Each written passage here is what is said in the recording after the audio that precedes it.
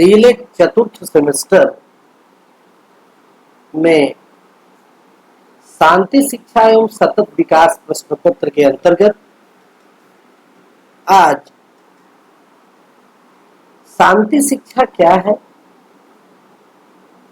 उसका पारिभाषिक रूप क्या है और शांति शिक्षा की आवश्यकता क्या है, इस विषय पर चर्चा की जाएगी। अर्थात संक्षिप्ततः अगर हम आज के अपने टॉपिक को शीर्षक देना चाहें तो आज का शीर्षक है concept and need of peace education. तो सबसे पहले हम इसके कॉन्सेप्ट पर ध्यान देते हैं। शांति से तात्पर्य है, जैसा कि आप व्यवहारतः जानते हैं, शांति से तात्पर्य आपसी प्रेम, भाईचारा, सहिष्णुता, सद्भाव का होना। यदि व्यक्ति शांत स्वभाव का है, धीर गंभीर है, तो वह अपने आसपास भी इसी तरह का वातावरण निर्मित करना चाहेगा। उसकी शांतप्रियता से प्रभावित होकर उसे और लोग अपनाएंगे और उन्हें अपनाने से उन व्यक्तियों का समूह बनेगा। और जब इस तरह के शांतिप्रियता का व्यवहार अपनाने वाले समूह की रचना होगी, लोगों में इस तरह का व्यवहार और भावनाएं विकसित होगी जो पीसफुल एटमॉस्फेयर डेवलप करती हैं, तो एक सामाजिक सौहार्द कायम होगा। जो पीसफुल एटमॉस्फेयर निर्मित होगा उसमें एक शांतिप्रिय समाज का निर्माण होगा। आज भारत ही नहीं,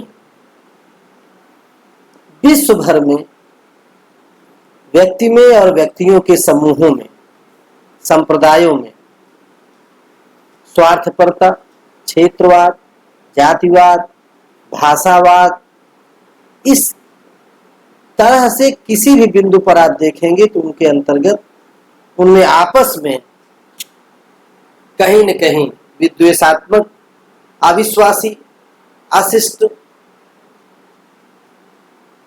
व्यवहार की प्रवृत्ति बढ़ती जा रही है, जिससे शांति प्रियता खतरे में पड़ रही है और अशांति और अनीति का फैलाव और विस्तार होता जा रहा है। नैतिकता का लगभग पतन हो चुका है। ऐसे में शांति शिक्षा की महती आवश्यकता है। जब ऐसी स्थितियां उत्पन्न होंगी हमारे गांव में, जिले में, प्रदेश स्तर पर, देश पर, वैश्विक स्तर पर, तब आज इस तरह से हमें पाठ्यक्रम में शांति शिक्षा को पढ़ने की जरूरत महसूस होगी। हजारों वर्ष पूर्व भारत में एक ऐसी व्यवस्था थी, एक ऐसी परंपरा थी जिसमें कहीं भी इस तरह की अनीति और भ्रष्टाचार का माहौल नहीं था। आपसी सद्भाव और सहिष्णुता का भाव था। सब कुछ कार्य विभाजन के आधार पर निर्धारित था।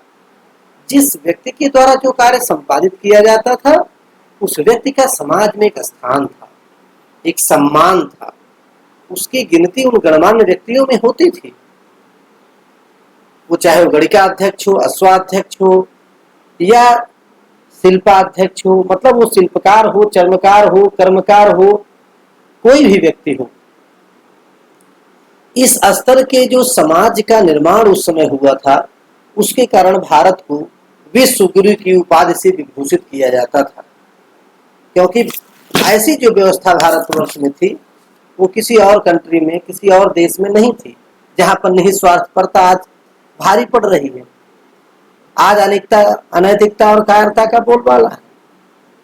भारत में जब विश्व गुरु था तो उस समय की जो सामाजिक परिकल्पनाएं थी, आपसी सामाजिक मेलजोल था, आपसी जो व्यवहार था वो इस तरह था कि प्रत्येक कार्य आपसी कल्याण, जन कल्याण और वैश्विक कल्याण की भावना के साथ वो सारे कार्य किए जाते थे। अगर हम श्लोक के रूप में कहें तो उस समय का जो श्लोक है, सर्वे भवन्ति सुखिनः सर्वे सन्तु निरामयाः सर्वे भद्राणि पश्यन्तु मा कश्चित् दुःख भाग् भवेत्। अर्थात सभी सुखी हुए, सभी रोग मुक्त रहें, सभी मंगलमय घटनाओं के साक्षी बने और किसी को भी दुख का भागी न बनना पड़े। इस तरह से हम शांति की अवधारणा को भारतीय परिप्रेक्ष्य में और वैश्विक परिप्रेक्ष्य में समझ रहे हैं। अगर हम इसे पारिभाषिक रूप देना चाहें तो इयान हैरिस एंड जॉन साइनॉट की एक परिभाषा है जो इस प्रकार है: शांति शिक्षा का आशय शिक्षण के उन सभी प्रयासों से है जो शांति की इच्छा की पूर्ति करते हैं, संघर्षों को समाप्त करने के लिए अहिंसक उपाय बताते हैं तथा असमानता एवं अन्याय को उत्पन्न होने से रोकते हैं, मानव में विभिन्न प्रकार के कौशलों का विकास करते हैं। ऐसे कौशलों का विकास करते हैं, इस परिभाषा कह रही है, लेकिन ऐसे कौशल का विकास जिससे शांति प्रियता की स्थापना हो।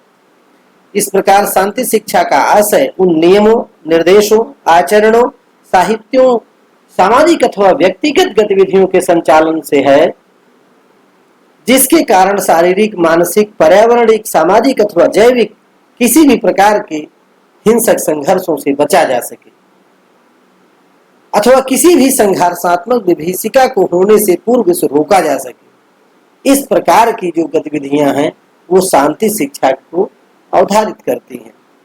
अब हम ये देखते हैं कि नीड ऑफ पीस एजुकेशन, वो कौन कौन से घटक हैं जो ये हमें बताते हैं कि हमें शांति शिक्षा की आवश्यकता क्यों है। समाज व प्रकृति के साथ मनुष्य के शांतिपूर्ण सह अस्तित्व के भाव से ही समाज द्वारा मनुष्य के सुख दुख, अशुभ अशुभ कर्मों पर नियंत्रण हेतु मानक तैयार करने, उनके आचरण का नियमन करने के लिए शांति शिक्षा की सतत आवश्यकता है और शांति शिक्षा की स्थापना के लिए सतत प्रयास करने की आवश्यकता है। कुछ शीर्षकों के अंतर्गत इसकी आवश्यकता को हम और अच्छे से स्पष्ट कर सकते हैं। जैसे चरित्र निर्माण में सहायक है, उत्तम चरित्र निर्मित करने में शांति शिक्षा की आवश्यकता होती है। गांधी जी और हर्बर्ट आदि विचारकों ने तो शिक्षा का महत्वपूर्ण उद्देश्य ही चरित्र निर्माण माना है। अगर हम स्पेंसर की मत में इसको एक लाइन में बताना चाहें तो बिल्कुल इन्वर्टेड कामाज में आप समझ सकते हैं कि बालक की सबसे महान आवश्यकता, सबसे बड़ा रक्षक उसका चरित्र है। Herbert Spencer. दूसरा है शुभ कर्मों में प्रवृत्ति और अशुभ कर्मों की निवृत्ति में सहायक, अर्थात शुभ कर्मों में प्रवृत्ति कैसे बढ़े, अशुभ कर्मों से आपका अलगाव कैसे हो, उसे त्यागे कैसे, आप उससे मुक्त कैसे हो, इसमें पीस एजुकेशन बहुत हेल्पफुल है। मनुष्य अंतः वैयक्तिक पर्यावरण से प्रभावित होकर कार्य करता है। उसका अंतर मन जो है, अंतर वैयक्तिक पर्यावरण जो है उससे प्रभावित होकर मनुष्य कार्य करता है। यह दो प्रकार के कर्म करता है, एक मानसिक कर्म और दूसरा बाह्य कर्म। मानसिक कर्म के अंतर्गत क्रोध, मोह, लोभ, मद, द्वेष, करुणा, दया, ये सब मानसिक कर्म है। जब हम बाह्य कर्मों की बात करेंगे तो ज्ञानेंद्रियों एवं कर्मेंद्रियों द्वारा जो सम्मिलित प्रयास से कार्य किए जाएंगे वह बाह्य कर्मों के अंतर्गत आता है, वो ऐच्छिक कर्म कहलाते हैं। इन कर्मों पर नियंत्रण स्थापित करना शांति शिक्षा का कार्य है। अगर पीसफुल एजुकेशन प्राप्त व्यक्ति रहेगा तो वह अपने मानसिक और बाह्य कर्मों पर नियंत्रण स्थापित करेगा और परिमार्जन करेगा, वह सात्विक कर्मों की ओर बढ़ेगा। जैसे शुक्ल यजुर्वेद में कहा गया है, मानसिक श्रृंखला 2:24 में, मनसा सांसिवेन, हम शुभ मन से युक्त हों। हम शुभ मन से युक्त हो से तात्पर्य हम शुभ कार्यों की ओर प्रेरित हों, हमारा मन शुभ कार्यों के बारे में विचार करे। या अथर्ववेद के इस श्लोक सूक्त पर ध्यान दें कि माँ युष्म ही मनसा दैवेन, हम दिव्य मन से वियुक्त न हो। जो हमारा दिव्य मन है हम उससे युक्त रहे, उससे वियुक्त न हो। आगे हम तीसरे उसमें देखते हैं कि आत्मबल के विकास में सहायक। ऋग्वेद के सांकल संहिता में कहा गया है कि ब्रह्म वर्म मामांतरम, आत्मबल मेरा आंतरिक कवच है। शांति शिक्षा के द्वारा यह श्लोक स्पष्टता समझा जा सकता है कि आत्मबल का विकास करो ताकि बुराइयां तुम्हारे अंतः में प्रवेश न कर सके। इसी प्रकार से बहुत सारे अन्य बिंदु हैं जिनसे इसकी आवश्यकता को समझा जा सकता है, जैसे स्वयं के साथ स्वस्थ निर्माण के समाज में सहायक। आप स्वयं शांतिप्रिय रहेंगे तभी आप एक हाइजेनिक सोसाइटी का निर्माण करने में सहायता कर सकेंगे या सहायक बन सकेंगे। सामाजिक कौशलों के विकास में सहायक, आप सामाजिक कौशल विकसित करने के लिए सोशल जो स्किल है, बड़ों का आदर करना, छोटों का सम्मान करना, कौन सा कार्य किस समय करना, किस कार्य को करने का क्या प्रयोजन हो सकता है, इत्यादि जो बातें हैं, अगर इन चीजों को हम देखें तो इन चीजों को समझने के लिए, सामाजिक कौशल विकसित करने के लिए भी शांति शिक्षा की महती आवश्यकता है। इसी प्रकार आदर्श व्यवहार के लिए आवश्यक है। एक आदर्श व्यवहार जो समाज के सामने आप स्थापित करना चाहेंगे, उसके लिए भी शांति शिक्षा जो है, एक आइडियल जो बिहेवियर समाज के सामने प्रस्तुत करेंगे, वो सिर्फ रामकृष्ण ही नहीं, कोई भी शिक्षक, कोई भी छात्र, कोई भी समाज का व्यक्ति ऐसा कार्य करे, ऐसा पथ प्रदर्शन करे जो समाज के लिए हितकर हो, वह आदर्शात्मक कार्य है, वह आइडियल कार्य है जिसको आपको करना चाहिए। इसमें भी अगर वो पीसफुल माइंड का है, पीसफुल बिहेवियर का व्यक्ति है, तभी उसको कर पाएगा।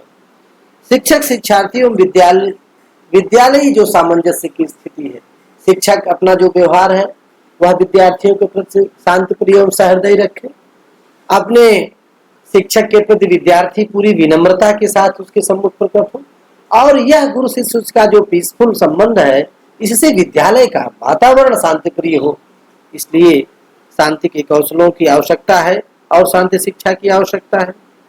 किसी भी प्रकार की मनसा वाचा कर्मणा के हिंसा में अवरोध अगर कोई उत्पन्न कर सकता है तो वह है शांति शिक्षा। मन से, वचन से, कर्म से हम अहिंसक कैसे बने, हिंसा को कैसे छोड़ें, इन सब के लिए हमें शांति शिक्षा की बहुत ही महती आवश्यकता है। सबसे बड़ी बात है, इन सब के साथ साथ निष्कर्षतः वसुधैव कुटुंबकम की जो भावना है, यह पूरी वसुधा हमारा कुटुंब है, पूरा विश्व हमारा परिवार है। इस भावना के विकास में शांति शिक्षा की महती आवश्यकता है।